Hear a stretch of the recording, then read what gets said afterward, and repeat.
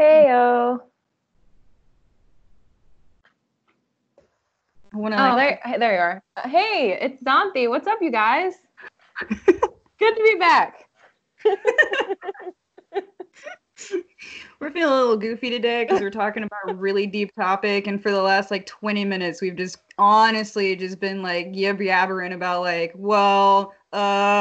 okay. Shooting the shit, keeping it light.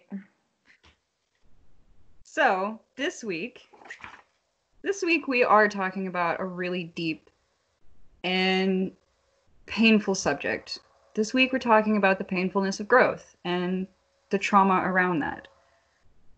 So, trigger warning. This is your warning. This is your triggering warning. This is your warning. No, it's not like that. If you at any point feel overwhelmed or too much or very fearful or anger come into your system when you're listening to this, if you feel like you can't proceed in any way, then simply stop it.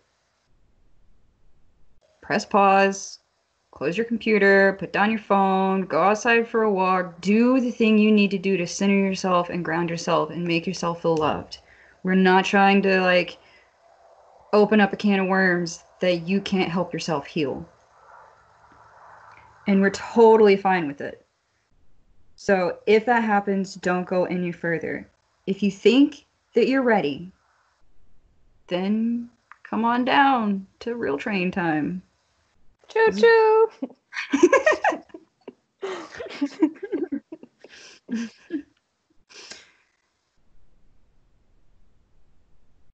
If you are in a place where you are dealing with trauma and you need help figuring your trauma out, feel free to reach out to either one of us. Both of us have a shit ton of trauma that we've worked on, that we're working on, that we're working through. And we don't mind helping. We can reach out a hand to you. We can catch you right before you fall. We can be there. Just reach out. So I'm going to talk about my philosophy of trauma a little bit. The first thing that I'm going to say is in this conversation, or this portion of this conversation, we're going to be talking about all trauma as one trauma. This doesn't belittle the huge, super fucked up ones. It just makes it easier to talk about. It doesn't mean that, there are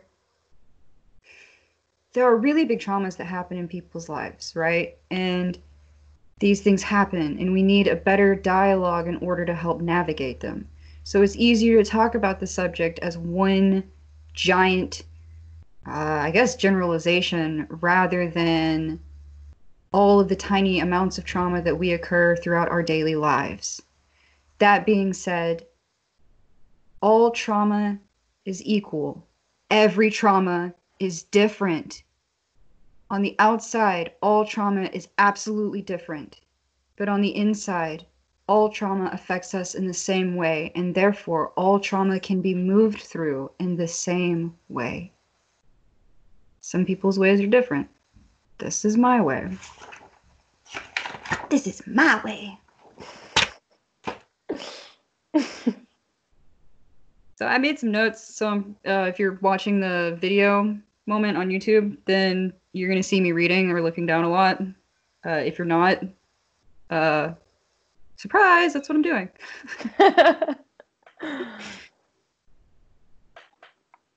If we are always embodying trauma, then our lives are hell.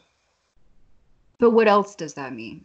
Because it's not just hell. It's hell for a reason.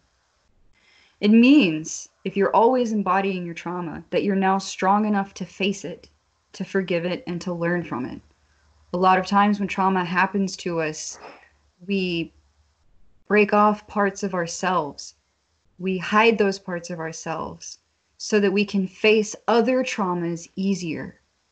So if a trauma keeps occurring to you in your life presently, it's because you now have a stronger foundation of who you are in order to accept it and forgive it and face it. Not in that order. face it, accept it, forgive it. That order. That's the order. Face it first. Face it first. Face forward. That's why our faces are on our heads. Forward facing. No, yes, always try to find the lightheartedness in the really horrible things. So this isn't easy, and it's never easy to react or behave differently when we're living through a situation. That's the test. It's always the test. When you're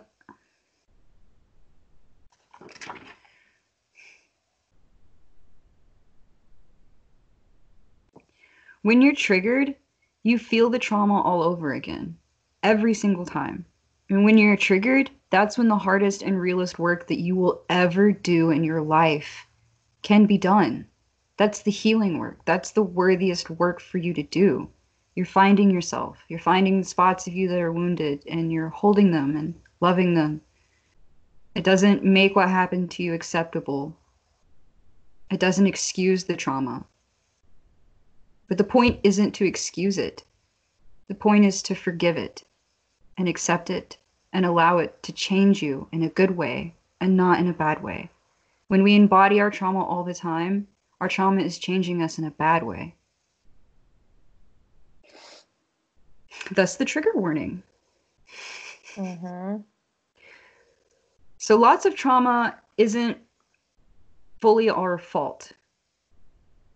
Well, I believe in an infinite universe, an infinite paradoxical universe. So it is an and situation. This means that all trauma, all of it, is not our fault. And absolutely, and in that exact same moment that it is not your fault, it is 100% every single time your fault. Or my fault. I'll use me. That's fine. That's softer. Yeah. Yeah, I'm fine with that. It is all trauma is not my fault, and all trauma is my fault. It's both at the same time, and that's probably really hard to understand. But it's the thing that's helped me the most. It's the thing that's helped me the most because I can change me, but I can't change anyone else. And that's the most important thing, is to change me. When we are dealing with trauma and we're constantly being triggered, that trigger is showing us what we need to do. It's showing us, now you need to behave differently here.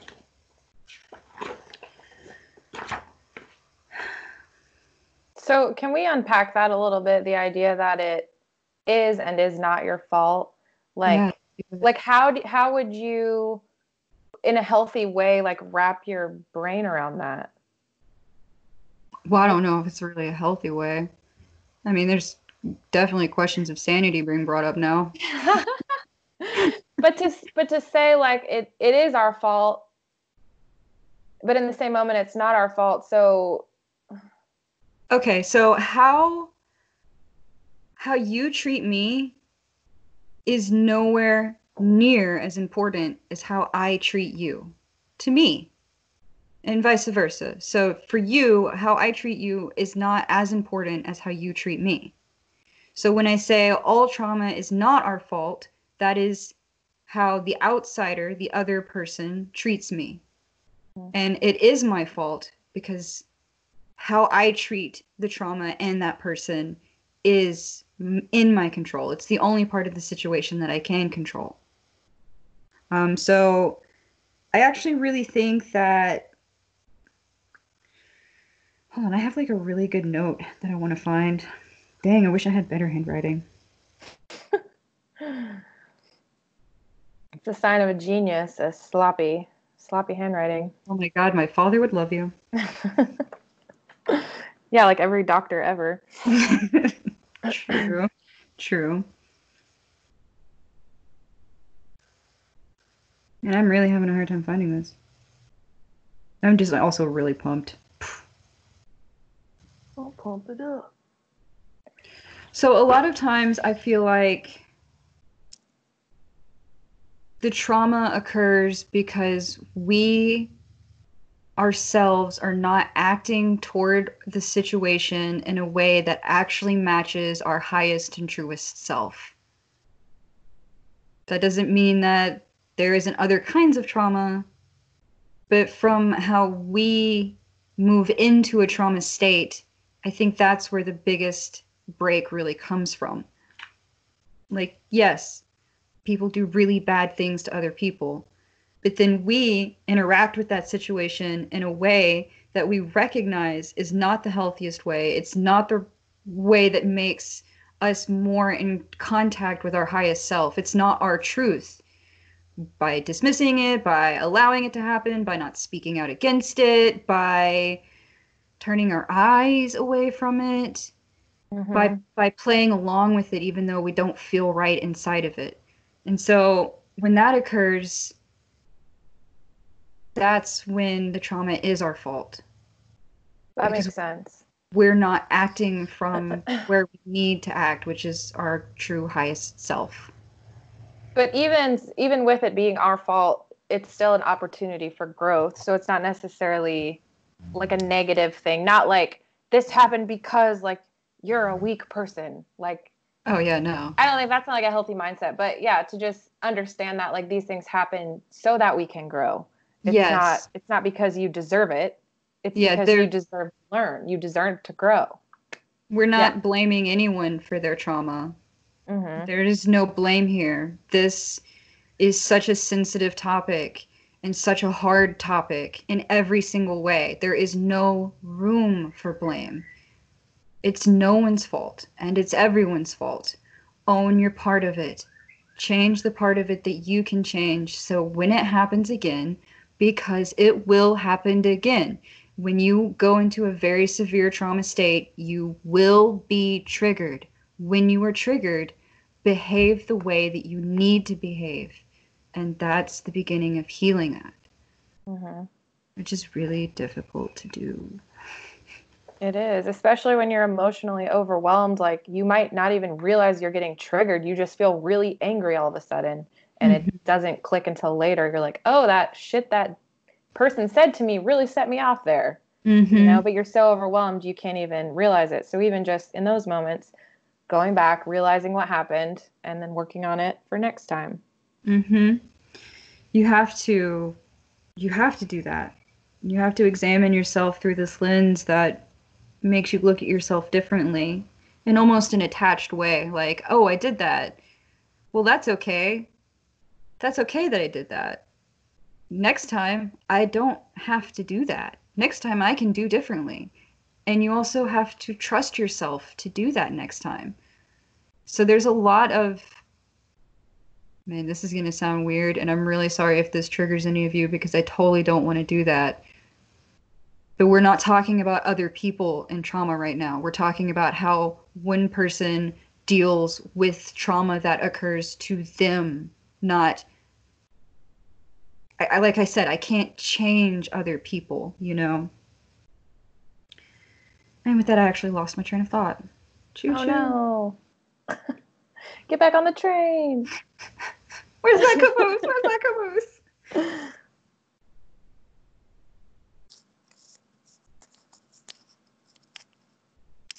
Speaking on like, you know, not, where were we? We were talking about not, or knowing what you're going to do next time. Yeah, so, yes, okay. So you have to know that you're going to do it better next time. You have to think about it in this way that is like, well, if I'm in a situation that's dangerous, I will do this for my safety. I will set this boundary for my safety. I will do these things for others that I see that need help. I will behave in this way. And you really do have to trust yourself. It's an act of, oh, that's, we found it. Healing your trauma is really all about forgiving yourself for behaving in a manner that wasn't towards your highest good, for allowing it to happen, for not speaking your truth, for not being the person who can push another person away, for a person who just looks the other way, any kind of trauma. You have to forgive yourself for how you acted in that traumatic moment, and you have to trust yourself to do differently next time. Those are two super important parts. Trauma questions that often follow, or questions that often follow trauma around, are like, why did it happen? How could this happen? If I only had done this differently. Mm-hmm. So many people who live in a trauma world, which is, let's face it, every single one of us, say these questions to themselves. It's not questions that are like, well, if this had happened, I can't really fully form that sentence into a way that makes the most amount of sense outside of my head, so I'm going to abandon that one.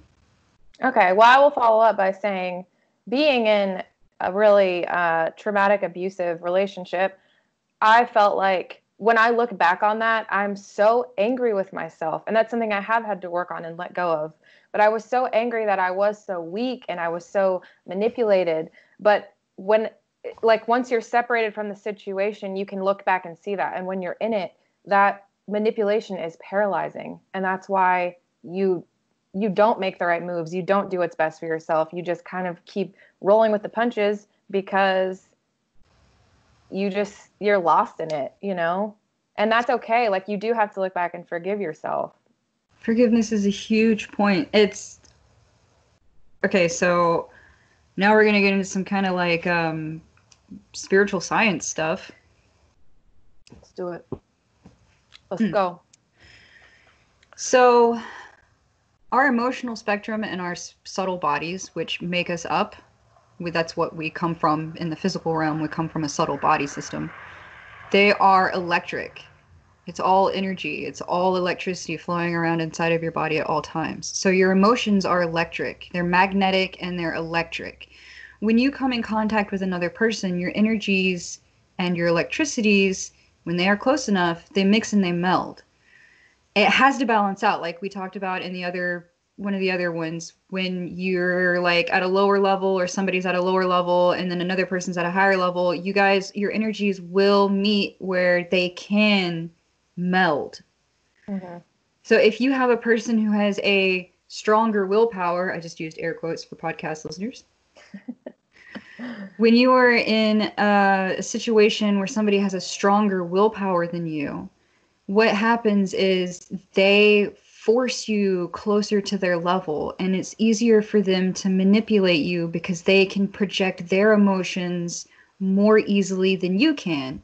And you or me or whoever receives those emotions more easily because we typically are in a more receptive state at that time. So it makes sense. I've been in that situation too, coming from manipulative past partners. When they manipulate you, it's paralyzing. You don't know what to do. You don't know what your highest good is, even though in your heart, deep in your heart, you're like, no, I can't. But it's almost as if their willpower takes over yours and becomes more dominant willpower, which is why we should work on building our willpowers, ladies and gentlemen. Right. And it's like you're in these relationships where you're being very vulnerable, and that's when it's most important to have boundaries. But like if you're that vulnerable with someone and they're taking advantage of that, I think that's when you get caught in it, in the middle of it with no boundary. And then you're like, oh shit, now I'm in it. Like, where's my boundary?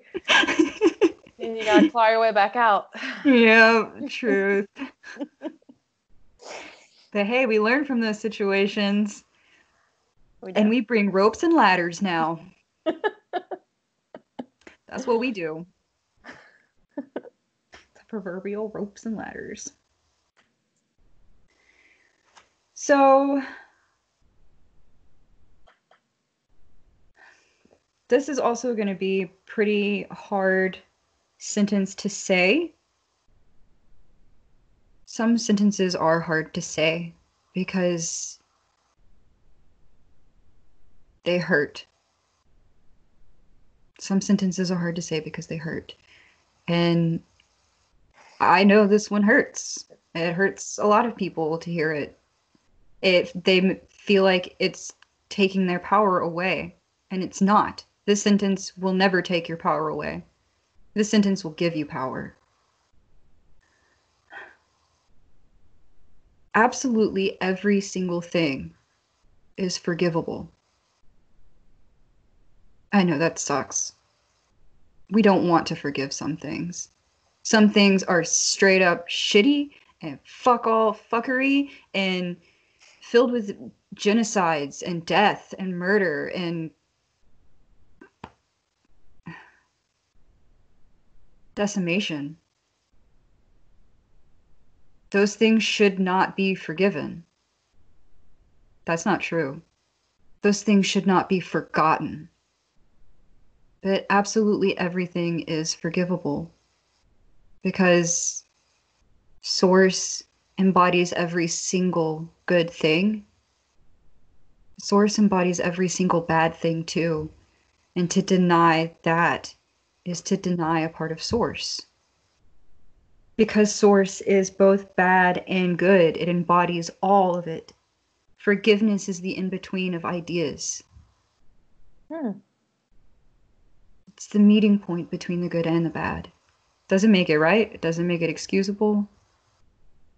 It doesn't mean that it doesn't hurt less or that it shouldn't have happened to begin with. Because some things shouldn't have happened, yet they did. We can't change what has happened, but we can change this here and this now and hope that those things won't happen again. Not on my watch.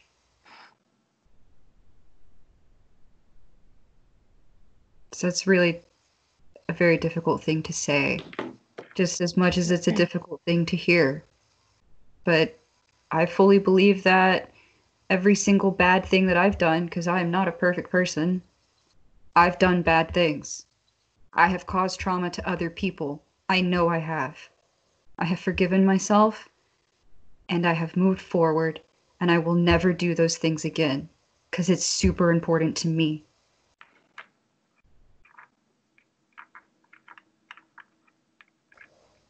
I totally lost my train of thought again. Dang. You just reminded me, I was watching this documentary about, I don't remember the name of it, but it was about like hypnotherapy where they're taking people into past lives and the spirit world and all these things. It's like my favorite subject. But there was a woman going through a past life regression, and she was in the Holocaust as a prisoner in this concentration camp, and she was interacting with these soldiers. And then she was interacting with them like after that life in this like middle spirit world. And she realized that they hold so much greater pain for what they did, but they went into that life knowing that that's what they were going to do and they were going to cause that pain. So they had to carry the weight of what they had done to like, you know, because everyone's a tool in everyone else's journey. So we're all like learning from each other. So like we had to have Nazi soldiers in order to have the Holocaust, which was like a huge, horrible thing that happened, but so much learning came from it on a soul level. So to interact with these other souls afterwards and be like, it was like she had compassion for the soldiers because they were going through this horrific human experience of like being murderers and all of that. So if you think of it as like we are all just playing these roles and we are all showing different sides of Source, forgiveness is the only thing you can do, you know, to like hold that space and love and compassion for someone who has hurt you. Even though like it's hard because sometimes people are just narcissistic pieces of shit and they don't ever learn in this lifetime. And that's also, fine. We leave those people alone. And that's not for you. You forgive them, you move on. That's, you know, that's your journey. But to just understand, I think it all comes back like full circle for everyone. So lead in as much love as you can and have like that grace for everyone around you. For sure. Yeah. So I think that Source energy is unconditional love.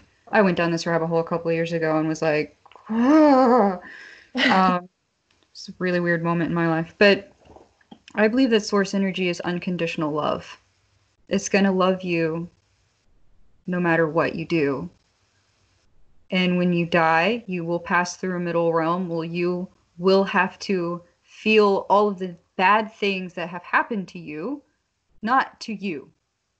You won't feel any of the bad things that have happened to you because you are feeling them now. If you don't feel and forgive yourself for all the bad things that you've done to other people, that's when you feel that. because that's when your lessons become different. Then you pass through that realm and into non-existence, which is source. It's source. You go into source. And when you get to source, you find out that you know everything, you understand everything, you love everything, and you forgive everything. Some days that's been literally the only thing that has kept me going, is knowing that when somebody who has done something incredibly wrong to me and like really messed me up and has like performed physical acts of taking away my own personal power in very large and unfun ways, the only thing that I can think some days is one day they're going to die and they're going to know everything. Mm-hmm. They're going to know how I feel. They're going to know how they made me feel. And they're going to forgive themselves. And they're going to love me then. It was a hard moment I just went through. Yeah.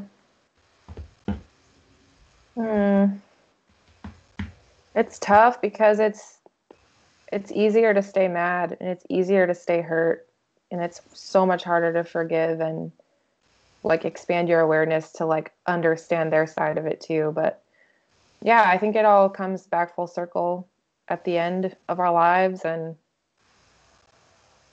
you, like you said, you can only control what you do and how you act and how you grow from it. Mm-hmm. You can't change what has happened, and you can't change other people, but you can change you and how you react.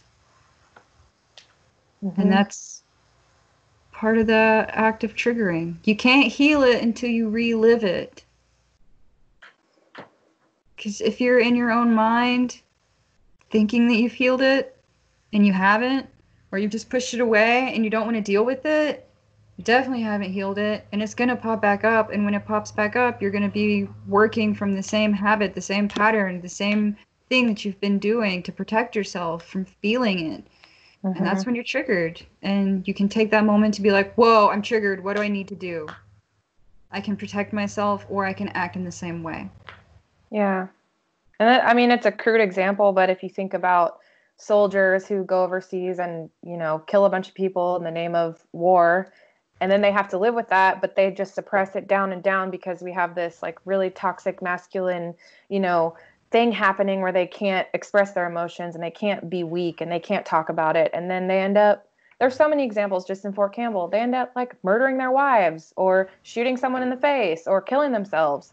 And it's like, if you're not dealing with these triggers as they happen and like trying to understand them and relive them as horrific as they are, you know, it takes over one day and you can't handle it.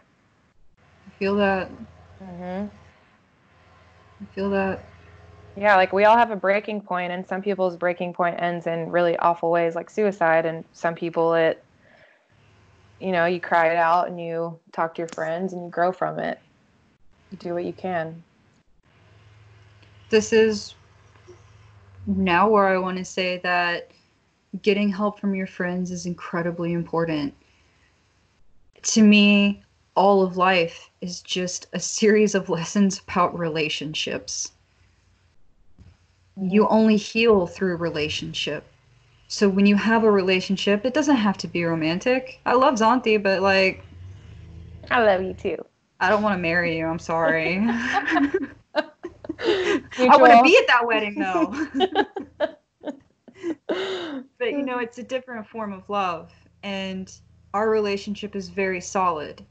And so when I do need help, I do call on you, because through our relationship, I know that it's a safe place. I know that when I'm saying something and you respond and it triggers me, it's okay for me to be triggered, and we can work through that trigger together, and you're not meaning to hurt me. Mm-hmm. Healthy spaces, healthy places, they're very important for this work. Find people you trust. Get vulnerable with them. Open up to them. Tell them about that really bad night you had 6 years ago. Mm-hmm. That was oddly specific. No,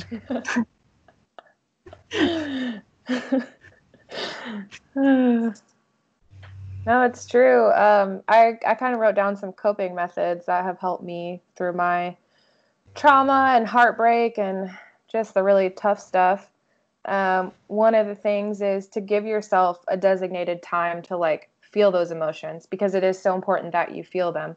But it's like we all have responsibility. We have people depending on us. We have jobs or whatever our responsibilities are. And you can't always just like, mope all day long. So what I did that really helped me was like, I would be like, okay, I'm going to get up. I'm going to do my routine. I'm going to go to work. When I get home from work and I shut the door behind me, it is cry time. It is time for me to let loose, feel all these emotions, write in my journal, do whatever I got to do until bedtime.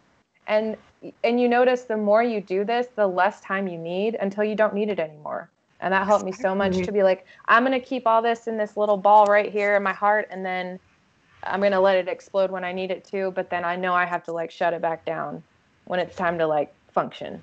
Exactly. And that's very grounding, because then you can still go about your life and do your work and make your money or whatever you got to do, feed yourself. So another thing is to reach out to your friends and your support and people you feel safe with, and people aren't going to be judging you, and people aren't going to be telling your shit to other people. That's so important. That's like the breach of friendship trust that is just so common. And we all do it in some ways, but you got to have that person that's like your fucking steel trap, keeps your shit safe for you. You my bear trap, boo. For sure. And then the other thing is to do grounding work, like go outside, move your body, get some sunshine. It will do wonders for your emotional state. And love on yourself, like take a bath, give yourself a massage, give yourself an herbal oil massage with some like happy herbs, and make sure you're sleeping, make sure you're eating, like be your own nurse, be your own mother, and like baby yourself. When was the last time you pooped? That's a good question. Time for poopings. But just think of yourself as like your body is the soil where you grow from. So you have to keep it nourished and happy and full of light. So do the things you need to do to be healthy, to be nourished. To get a full jolt of electrical charge from source. When we have a lot of tension in our body, when we have not a full range of our emotions at our disposal, when we have a lot of trauma, it's like kind of like a trickle charger. You're not getting a lot of source in because it's all been bound up and wound up in these tension balls that are floating inside of your aura. Tension balls. Tension balls. Like mothballs, but way less cool. You can like feel them though. Like the knots that well up inside of you and you are overwhelmed. Yeah, and energy follows thought, so energy follows attention. So if you're trying not to pay attention to it, then the tension, which is created so you will give it attention. Do you see the hint between the words there? Tension, attention. If you're not giving it attention, it's just going to get bigger and bigger and bigger until you can actually have like rips and tears in your aura and leaks. And then you have like really bad physical problems. And it totally manifests in your physical body. That's like heart attacks. Your heart is made of nervous system cells. So when you're so stressed out all the time, that's like the root cause of a heart attack. Not to mention being, malnourished of your vitamins. But generally, it's like emotionally triggered, And it happens a lot in men. And men don't deal with their emotions very well, I think things are shifting, but like my dad, tough guy, huh? Tough guy. Only seen him cry a couple times, and he likes to yell a lot and, exert his manliness. Mine too. Yeah. I think that's why, like, men that I see cry and be, like, open and vulnerable with me, I'm just like, oh my god, can I just take you home? You're just so cute and adorable. Yeah, I love it. I love it. I do too. Emotions. So important. Just, hey, let's be vulnerable together. Can we be vulnerable together? Because, like, I'm feeling away.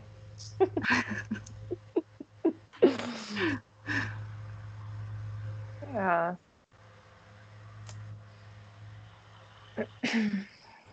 So to talk about maybe my version of the painfulness of growth a little bit. So looking back on your life, you can always pinpoint your like painful memories more easily than your happy memories. At least I can. And my theory behind that is that the energy of these negative, traumatic moments, they hold more weight because they cause more change, and they actually cause an effect physically, emotionally, spiritually in your life. So I call them painful milestones of growth. Nice. And I like the other side of that is that you can often trace back your most compassionate and loving and positive traits to a time when you felt the opposite. So that's why you want to exert like that positivity in the world. Like I feel like I'm a pretty compassionate person because there are so many times when people have hurt me, which I'm sure it's true for everyone, but so many people have hurt me that it's like I don't want other people to feel what I felt. As much Same. as I can stop someone else from feeling that shit, I will do it. Same. Mm-hmm. Because you know the darker side of it. So you just want to be kind and not hurt people. And that comes from like, yeah, I have hurt people many times. And you don't realize what you're doing to people until it's done to you. And then that's when you make the decision to be better and to try to grow in a positive direction from it and not like wallow in it and just be shitty. Mm-hmm. Take your own medicine. Exactly. But then there's also the part of that that's like, maybe I'm too compassionate at times, which is why I found myself in some really manipulative relationships, because it's like you want to see the best in that person and you feel like you're going to help them grow or help them love or whatever you're going to help them with because you're a helper, and it doesn't really go that way. And Yep. that's been probably the most painful lesson for me, is that even when you're trying to do good for someone else, like you can only change yourself once again. Can't change anybody. You have to do good for you before you can do good for someone else. Mm. And when you do good for you, it's like a domino effect. Just simply doing good for you in a good, healthy manner changes so many people's lives around you. It does. And if you're practicing self-love and you have these boundaries and these understandings of what you need and how you function, you won't find yourself in those relationships because they're not serving that self-love that you've been practicing. You can immediately just be like, no, like this isn't gonna work for me. Instead Red flag. of like, yeah, like they're doing like the fucking red flag, like marching band dance, and you're just like, okay, like I'll dance with you. When really, you just walk away. Just walk away. Mm-hmm. And I feel like a lot of my painful growth is centered around like intimate romantic relationships, because that's when you're the most vulnerable and you let people in the most, and when you let them in, they do have the ability to hurt you. So, heavy stuff. Mm-hmm. So Carry that weight until you get tired of it, and then put it down and walk away. Mm-hmm. True. I mean, there was one relationship in particular that spanned, I don't know, 5 years on and off. And that was hell, because when your partner that you're supposed to be vulnerable and open and loving with is the one who's abusing you, and you feel so isolated and alone because they're supposed to be your partner. They're supposed to be there for you, but they're the ones hurting you. So where do you go? Who do you tell? You also end up normalizing it quicker. Right. Yeah, and then you also, your brain does weird things where then it's like, oh, well, if he shows me attention, even if it's negative, like I love getting attention from him, like that's love. He's loving me by being shitty to me. And that's so twisted. But the biggest turning point for me in that relationship was after so long, like trying to see the good in this person and pull that out of them, even after all the times they were abusive and terrible to me. Like I finally looked at all the information that had happened. I went through so many emotional cycles over the years, and I was like, you know what? No, like I'm going to choose me. I'm choosing myself. I'm fucking out of here. And I peaced out. And I can tell you, leaving him, I have never been happier in my entire life. Like it was a whole year. I mean, I was single for longer than a year, but it was a whole year of being single, being in charge of all of my choices, like doing whatever I need to do for myself, exploring things that I was interested in, and just like expanding my awareness. And have never been happier. Like it changed my whole world, you know? Good. Yeah. And it was one of those things where, you know, a lot of times you leave a relationship for another relationship, and we all do it, you know, but this was the first time in my life when I was like, no, I'm leaving for me, not for anyone else. It was super empowering. Nice. Yeah. That's a gold flag. Gold flag. And I wrote down this quote that I love so much from The Labyrinth, the movie, when Sarah finally turns to the Goblin King, David Bowie, and she says, "You have no power over me." And once she realized he had no power over her, he had no power over her. Like there was nothing he could do to convince her to stay. She was like, no, like I'm in control. And I love that scene. And I like that became my mantra that I just kind of played over and over. Like, you have no power over me. Beautiful thing. Beautiful. Double beautiful. Mm-hmm. So yeah, it's, you know, and there are still moments, even in being in like a really balanced, loving relationship now, like there are still moments of triggers. Still. Duh. Yeah, because we're humans and, you know, you don't heal overnight. So there are a lot of things that I've had to work through and still work through, you know, and just trying to, I always think of it as like rewiring my mental pathways. And just every time I have a thought that is going in this like dark, deep direction that I want to direct at my loving partner for no reason other than my own bullshit, I like do it, spin it around, like go the other way, think of something positive, because the more you think about it and the more you go to that place in your mind, the easier it is to keep going to that place. It's so you gotta, yeah. I think of it as like a current, you know, like with streams, they have a specific way that they flow because they've eroded down into these set pathways. But if you want to change the stream, you have to begin eroding a new path. It's not overnight, but it is exactly where you want it to go when it's done. It takes a lot of energy.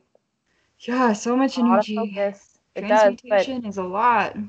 And like once you can get over that, when you're triggered in the moment and you have this overwhelming emotional explosion, once you get past that, and when you get triggered now, you're like, oh, I see where this could go, but I've done it enough times to know I don't want to go there. I want to go here. So you redirect it. But it's like such a process, and it takes so long to get there. And I mean, people out there struggling, listening to this, like, we know it takes so long. Even if you're in this moment of trauma right now, like, you can change it. You just have to start. And it's tough, but it's the most beautiful thing in the world. Yeah. This sucks, but it's good. It's painful, but it's good. It's simply put, it is the hardest, most worthwhile, rewarding work I have ever done in my entire life. It's the only work that I honestly consider worth doing. I agree completely. Because I like who I am now, and I've moved through a lot of trauma. I still have so much trauma to move through, but I have resources at my disposal. I have resources at my disposal because I've moved through so many traumas before that it doesn't make it easier. That's a weird misconception. People think it always gets easier. No, it doesn't. Moving your stream to a different location is going to be the same hard work every single time. It's just a different stream. But it's still worthwhile. And now that I have better ways of navigating it, it doesn't necessarily make it easier. It just makes it faster. That's true. And I can't wait to see who I become in the future, working on the current traumas that I'm working on now, which have been pervasive in my life.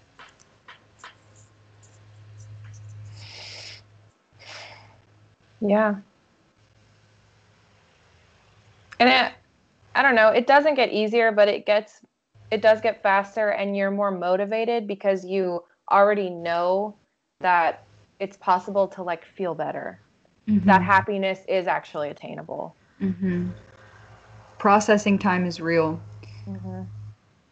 When you first start, your processing time will be slower. That's okay. We've all been there. We're here now. We can help you process it. We can sit with you and hug you and hold you while you process. We cannot process it for you. Mm-mm. But we can be there with you and support you through the processing of it. And then by the time you've gone like through 5 traumas, you're going to be moving faster at that process.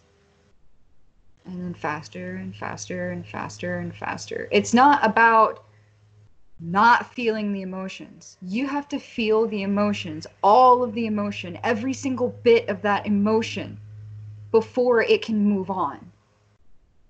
It's not about pushing that away or denying that.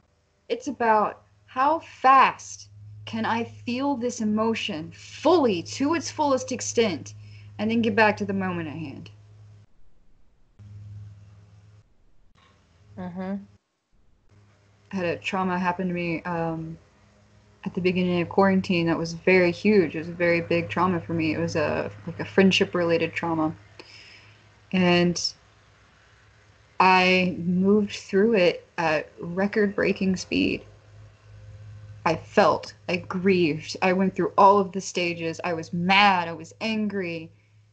And 2 days later, I woke up and was like total acceptance. This is what this is. These are the steps that I'm going to take so it doesn't happen again. Mm-hmm. These are my boundaries. These are the ones that will not be crossed. This is how I need to feel valued.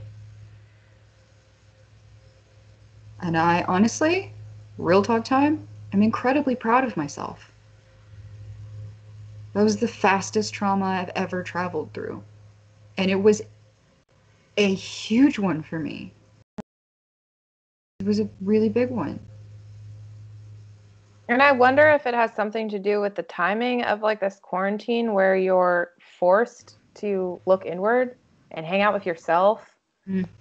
And this is like a wonderful time to be, doing some self-work and going a little deeper, even though I know it's so easy to get distracted. Mm-hmm. Not that you didn't go through it quickly, because you have worked so hard in your life to get you to that ability, but I think it's just worth mentioning that Now is the time. Yeah, now is the time. I mean, when else? My friend posted the other day, she had made a soup out of these like beans, and she had gone through her bucket of beans and like handpicked which one she wanted, like the whole thing. And she's like, when else in my life will I have time to like pick through beans, like handpicked bean stew? So it's like, go take the time to go through these like processes inside yourself and spend time with yourself, and it's like the most beautiful time of the year to top it off. So fucking go be in nature, go heal. Everything around you is growing right now. Why don't you grow Hey, too? you grow, girl. You grow.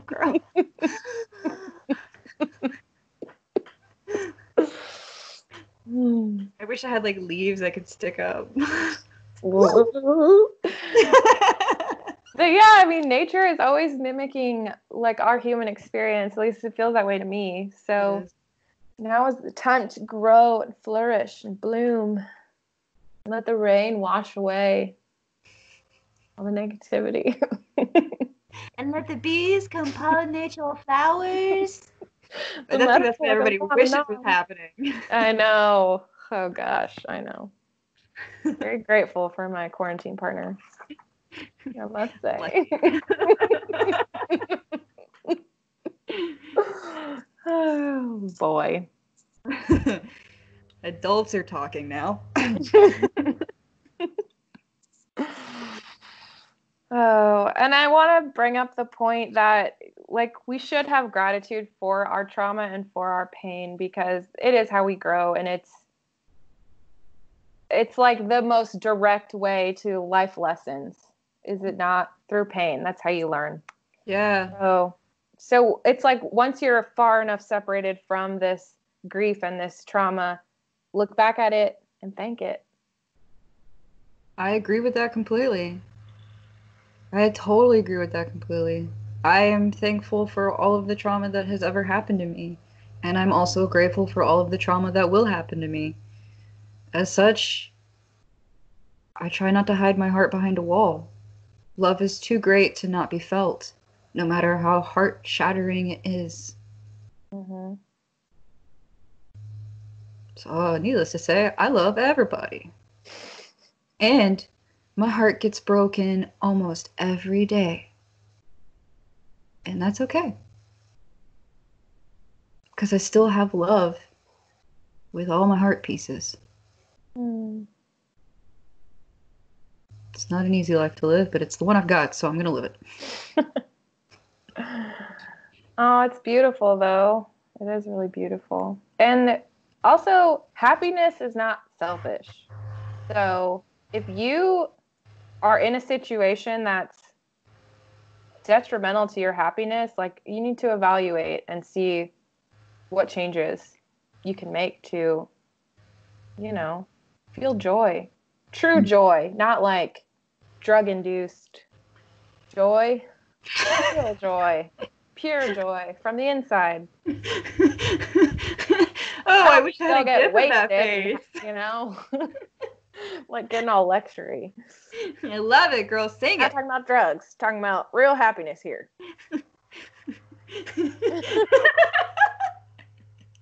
The chemicals are there, but don't always use them. Not always. Oh. Everything in moderation, even moderation. Don't go crazy, though. I agree. Happiness is not selfish. Thinking of yourself and setting boundaries and giving yourself love is not selfish. Putting somebody else's happiness above yours, that's kind of selfish. Like, in a really weird way. That was like a really unthought out statement on my end, I must totally admit to you.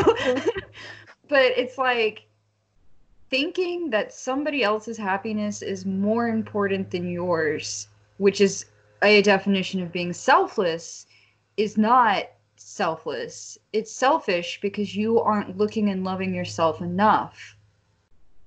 So you're placing that outside of somebody. Sharing your food with somebody who's hungry is selfless. Saying, yo, I'm going to pay for your gas and my gas. That's selfless. Giving what you have to help others is selfless. Using others to hide behind is selfish. Self-love is important. Figure out the ways that you love yourself the most and give it to yourself every single day because you deserve it. Mm-hmm. It is yours for the taking. Mm-hmm. You picked that apple from that tree. Oh. Mm-hmm.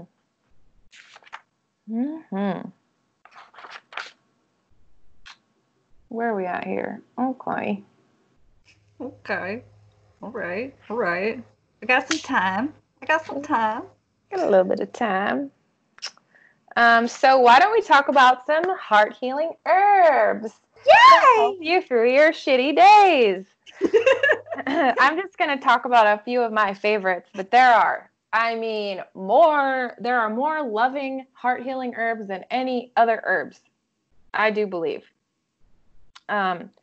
So number one on my list, which you can of course chime in here, is cannabis.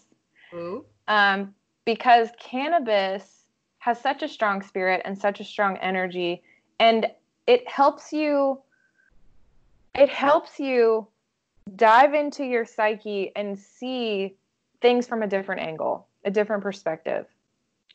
And because it's slightly psychoactive, so it can get a little bit psychedelic, but that allows you to kind of take a step back and observe.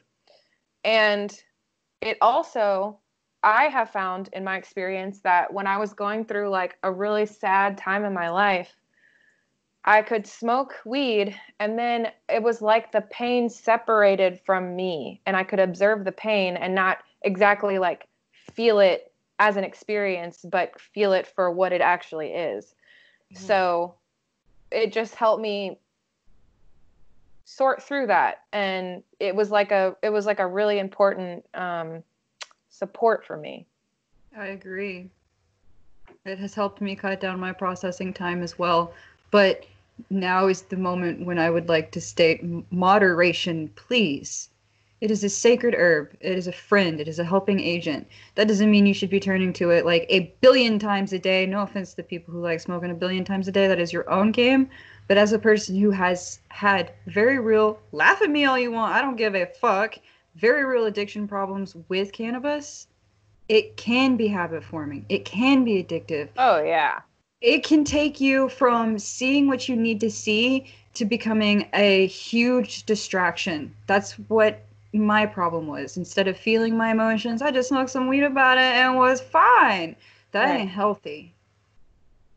That's escapism. So if you're using cannabis as a healing medicine, it's a lot less like, let's get fucked up. And it's a lot more like, let's work through some shit.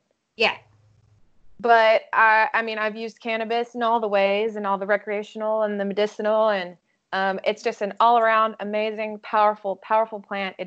I think it gets the love it deserves, but I don't think it gets the respect. And I think people do lack boundaries with cannabis and they use it as, just an everyday, like, I want to feel better type of thing. And that's not exactly what we're talking about here. I think that was extraordinarily well stated. Thank you. I have a deep, deep love for cannabis. So then the next one is rose. And rose is like, it's a symbol of love in our society. And if you do like an energy exchange with rose, you feel the love reciprocated. It's a very loving flower. So it is the biggest proponent for self-love. So if you do like a rose bath, is so sweet. Yeah. It's just like you're just bathing in like this lovey, warm, sweet rose energy. Mm-hmm. And then rose tea is beautiful as well. And then just spending time with roses in their natural growth state outside is just observing them and being with them and noticing that roses have thorns because they have boundaries.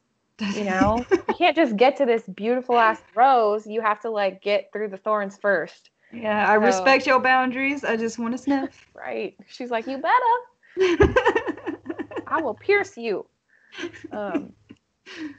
And then another one is St. John's wort. So St. John's wort is amazing for so many reasons.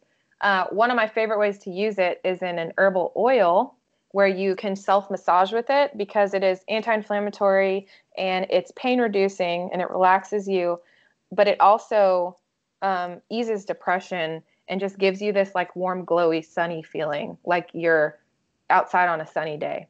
And actually today we're going to talk about what's in the cup? What's in my cup? What's in the cup? So today I made some, this is St. John's wort and rose tea that I chilled in ice. And then I made a simple syrup out of lavender buds. Oh, girl. Added some honey. And then just lemons and ice. And I made a St. John's wort rose lavender lemonade. And the recipe is on my Instagram, prism.witch, if you want to check it out. But this is like this is the epitome of a summer sip right here.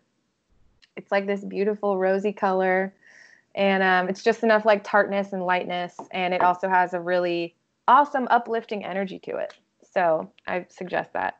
I wish you could just pour me a cup right now. I know. Dang you ethers. So good. And then another one, which I always talk about, Mugwort, and it's my favorite. And it's like for moments of like deep despair, I like to smoke Mugwort because it will infuse you with this like goddess warrior badass energy like instantly. And I love it. And it just makes you feel like powerful and in control. And it kind of, I don't know, it gives you this like intuitive guide. I can't say enough good things about Mugwort. And then, and also with Mugwort, I like Damiana. I like them together. Because Damiana, if you can smoke Damiana and Mugwort together, it's really nice. Or do a bath or a tea or a smudge, whatever you want to do. But Damiana gives you this like confident, fiery energy, and it's like it kind of makes life juicy again. Like it puts the juice back in life. I don't know how else to explain it. It gives you like vitality and energy, but it's also like a little bit seductive. Well, I like the term juice for it because it's like, ooh, she juicy, like an orange or peach. But also, terminology of juice can be referred to electricity. There you go. Yeah. Which is what our subtle body is. So it's like juicy. It's like that juicy energy. You know what I'm saying? So, yeah. And then also, like, give yourself permission to feel pleasure. Give yourself permission to enjoy sweetness. Add honey to your tea. Like, eat fruit and just, like, treat yourself and pamper yourself and love yourself. And just, like, don't let yourself forget how much you love yourself. Like, remind yourself every day, especially in moments of trauma and pain and grief. Like, just remind yourself, like, I love you. I am worthwhile. Yes. I love me. I am worthwhile. I'm important to someone because I am a someone, and I'm important to me.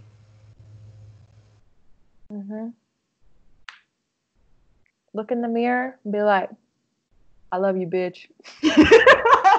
And she'd be like, I love you too. Probably at the same time. Oh. Yeah. She's probably reading her teen. I think like self-love is the savior. Self-love is like the way to get through all this shit, man. Love. Love. I dig it. I think so too. That's so important.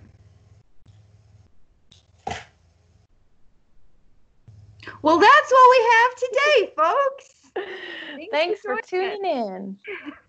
I hope that your growth is going well. We hope that it is not incredibly painful, but we know that it probably is, and we wish you healing warm waters to bathe your wounds in.